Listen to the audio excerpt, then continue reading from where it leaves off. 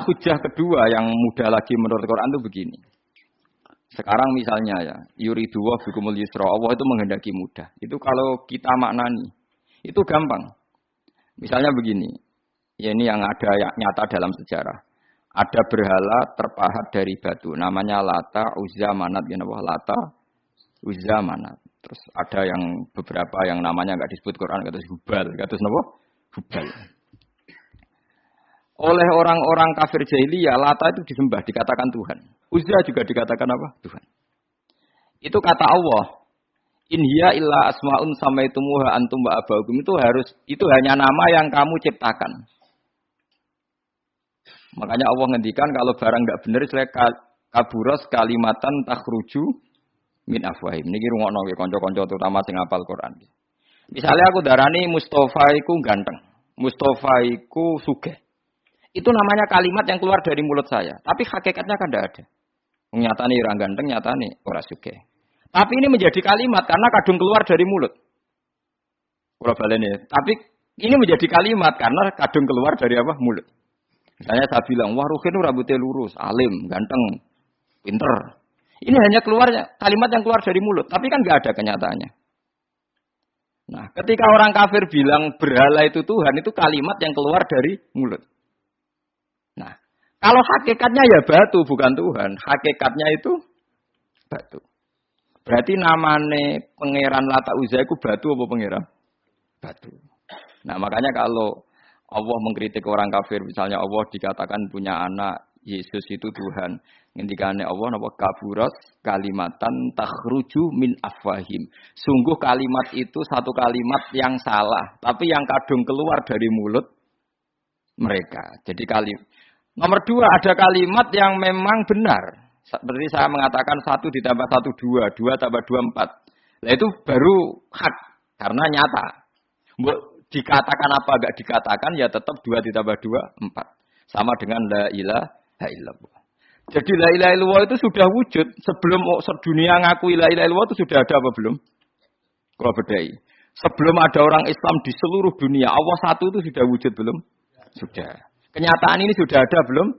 Sudah. Lah berhubung sudah kadung ada, kita hanya menyaksikan asyhadu, saya bersaksi, a'lamu, saya tahu. Karena sudah ada, makanya disebut fa'lam annahu la ilaha illallah. Wong sudah ada, kita tinggal tahu, tinggal bersaksi. Nah, kalau yang tidak ada itu mbok dikatakan pun tetap tidak ada, itu hanya jadi kalimat yang keluar dari mulut, wong barangnya tidak. Ya, ada itu disebut apa? Kaburas kalimatan takhruju min afwahim. Iyaquluna illa kadziba. Jadi kalimatnya itu ada, tapi fakta yang ditunjuk kalimat itu tidak ada. Paham ya lah. Mulanya ciri utama agama itu kul ja'al haqqu wa zahaqal batil. Barang hak itu pasti ada, yaitu Allah. Barang batil ya pasti tidak ada. Pangeran telu itu tidak ada. Watu jadi pangeran itu ora ono. Santet ngasari dadekno aku mati ku ora ono. Mulane kula nek santet wong ora tau ndonga tolak santet.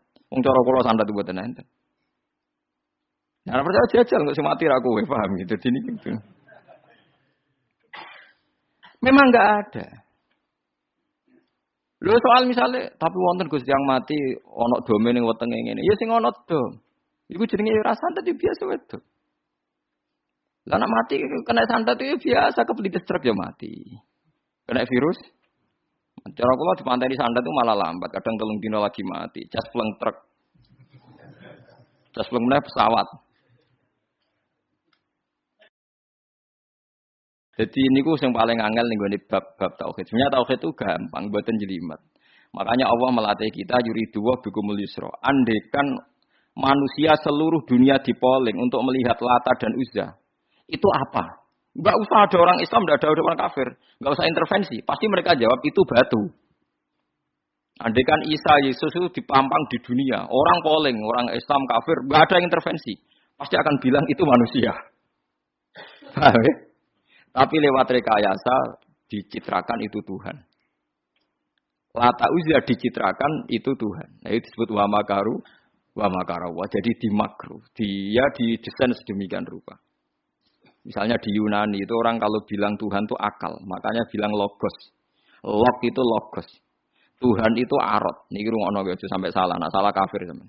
Tuhan itu arat, Tuhan itu sifat. Jadi Tuhan itu tidak ada zatnya. Kemudian logos ini nempel di Yesus, kata orang Kristen. Sehingga logos. Logika akal. Makanya kalau orang filsafat darani Tuhan itu akal satu, akal dua, akal tiga, akal. Makanya disebut logi, ideologi, log. Nah, pertanyaannya kemudian, saat Allah itu arat, Allah itu log, kemudian belum ada tempatnya, Allah bergentayangan di mana? Sebelum Yesus ada, terus lalu Allah bersemayam di mana? Terus ada orang Majusi bersemayam di api. Nanti yang orang kafir jahiliyah bersemayam di arca-arca itu. Yang orang kuno Majusi di mana, di gunung apa? Mungkin orang Sugian di gunung Kawi macam-macam itu terus. Wah, itu kan terus jadi repot. Repotnya adalah kalau sifat itu harus nempel di zat. Dan zatnya mana nggak jelas. Itu satu.